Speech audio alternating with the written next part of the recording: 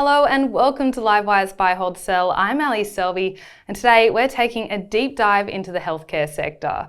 Many of Australia's greatest success stories have been healthcare companies, but since COVID, quite a few of those stocks have been on life support. So to find out which of these stocks have a clean bill of health, we're joined by Stuart Welch from Alphinity Investment Management and Marcus Ryan from Yarra Capital Management.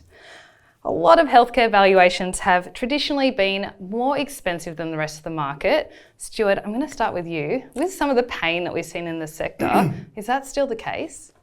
I think people have historically been attracted to healthcare because of the structural defensive growth, and whilst it was upended a little bit during COVID, I think that is still the case. We still see growing ageing populations, increasing chronic disease, and often a lot of new treatments that improve the standard of care. And so I think for that, people are still attracted to those sort of growth stories that can continue irrespective of the economic cycle. Okay, over to you, Marcus. How much value are you actually seeing within the healthcare sector today? Yeah, look, for us, Ali, the sector is trading on a higher PE premium relative to the market, and that's really reflecting investor expectations around the better growth prospects. Overall, we'd describe the healthcare sector overall today as being modestly cheap.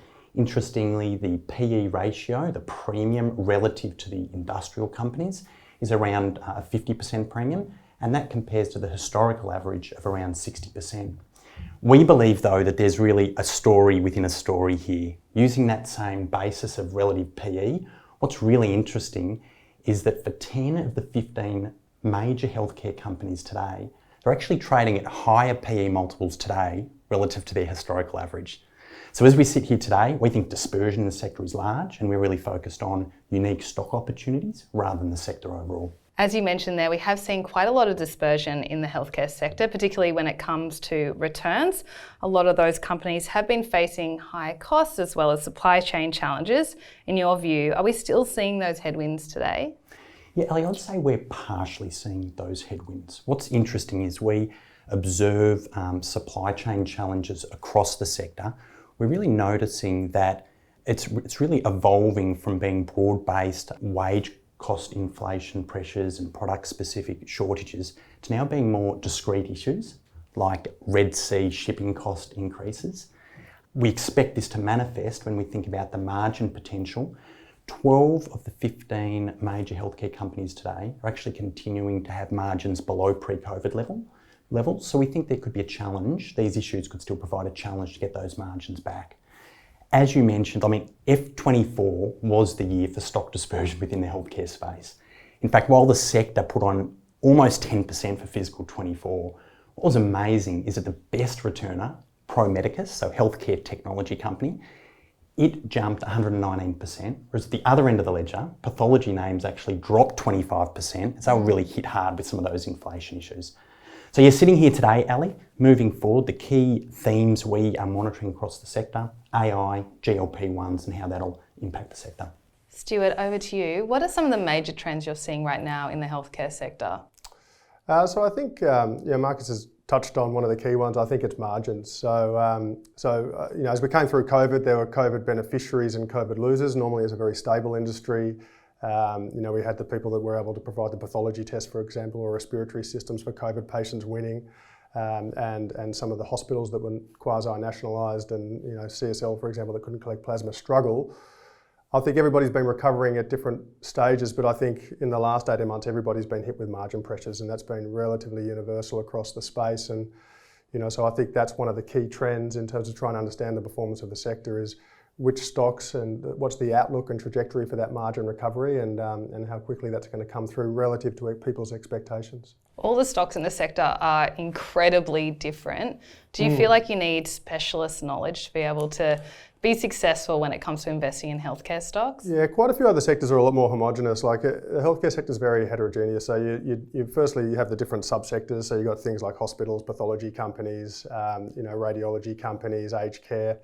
But then also, like the three largest companies are leaders in very specific subsegments like cochlear implants, sleep apnea for ResMed, and blood plasma products for CSL. And each one of those have very different fundamentals, and so it's very hard to apply a one-size-fits-all kind of approach to healthcare. And on top of that, it's not only the products they offer and the markets within which they operate, which are often highly regulated and vary country by country, but you also have to have an eye on the competitors. So it's often the product you don't know about yet that's coming that could upend some of these companies as well. So there's a lot to keep on top of, unless if you're not doing that full time, I would suggest. Maybe not doing it at all. Do you feel like you need a medical degree or any kind of knowledge like that to be able to invest in these stocks?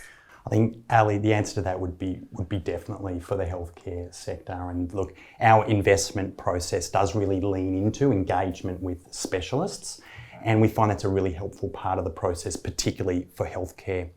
When I think about specialist expertise, it could be with a prescribing physician that's close to patient trends. And what we've really found is that can often help identify and validate potential points of inflection for businesses early on. So as we sit here today, we think about the healthcare sector over the next 2 years. Look, consensus expectations are for in excess of 15% profit growth. That's really quite staggering compared to the last 2 years where the sector's only generated 4% per annum earnings growth.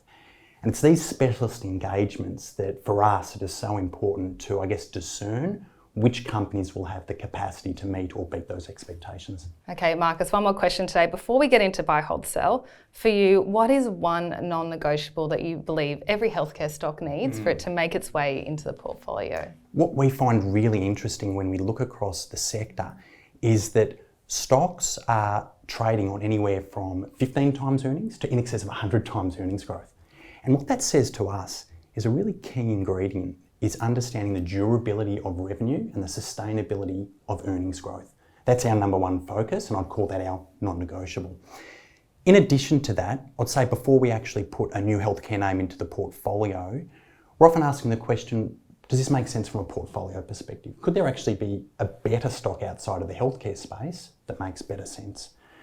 And just finally and impressively, when we think about the healthcare sector over the last decade in Australia, and this is actually quite staggering, the sales growth and the earnings growth from the healthcare sector per annum is in excess of 3 times the growth rate of what we've seen from ASX industrial companies. Wow. And it really encourages us with that active research to lean into the sector and to find the best stock ideas. Okay, over to you, Stuart. What's your one non-negotiable when investing in healthcare stocks? So it's something we apply to all of the stocks that we put in the portfolio, and what we're looking for is quality, reasonably valued companies that are in or entering an earnings upgrade cycle. So companies where we think the earnings power has been underappreciated and actually earnings can come in ahead of expectations. And so we apply that lens across all companies that we invest in, and healthcare is no different. We do think that one of the key drivers of that over the next 12-18 months is going to be margins. For some of the reasons we've talked about already. Okay, let's get into buy, hold, sell now. First up today, we have CSL, which is Australia's biggest healthcare company by a country mile. Stuart, going to start with you today. Is it a buy, hold or sell? Oh, look, we think that one's a buy. It's a company that is yet to recover from COVID. Margins are still sort of 800 basis points in their key business bearing below where they were pre-COVID. And it's been struggling with some of those inflationary cost pressures that we've been talking about in the healthcare space. One of the key drivers to improve that is the RECA system, which is a new plasmapheresis, a new plasma collection system, which will decrease the amount of time required to collect a donation, but also increase the amount of the volume of donations that they can take from patients as well. And we do think that the rollout of that is going a bit faster than what people currently expect, and that there's some margin upside from that as that comes through. Its share price has recovered around 12% over the past 12 months. Its share price is now trading back near $300. Marcus, is it a buy, hold or sell? Look, for us, Ali, CSL today is more of a sell. We like parts of the industry that CSL operates in. We like parts of the business. We like the management team. But what we just cannot get our heads around is what's the mispricing opportunity. We feel, and building on some of the margin comments that Stuart made, I guess where we'd just see things a little bit differently is we feel some of that margin upside story seems to be well captured by consensus expectations. When we also think about competing product and generic product, we sort of sense that that's going to be an ongoing feature of the industry. And just finally, we feel it's actually a very well-loved stock. Interestingly, if you look at analyst reports on the name, 12 of the 16 brokers covering CSL have it on a buy or a very strong buy. And we just think that limits the potential for positive news flow. Okay, next up today we have Ansell, which sells protective equipment like medical gloves. Marcus, staying with you, is it a buy, hold or sell? For us, Ansell, leading personal protective equipment company, is a buy. And for us, this is really predicated on a bunch of key points. We see the healthcare part of the business as returning to system growth as they really rotate through a bunch of sort of COVID impacts. We like the cyclical upside potential from the industrial side of the business. Thirdly, we actually see the business quality and the earnings quality improved as a result of their April acquisition of the Kimberly-Clark PPE business. And just finally, we think the valuation's attractive. The stock's trading at a PE discount relative to where it historically traded.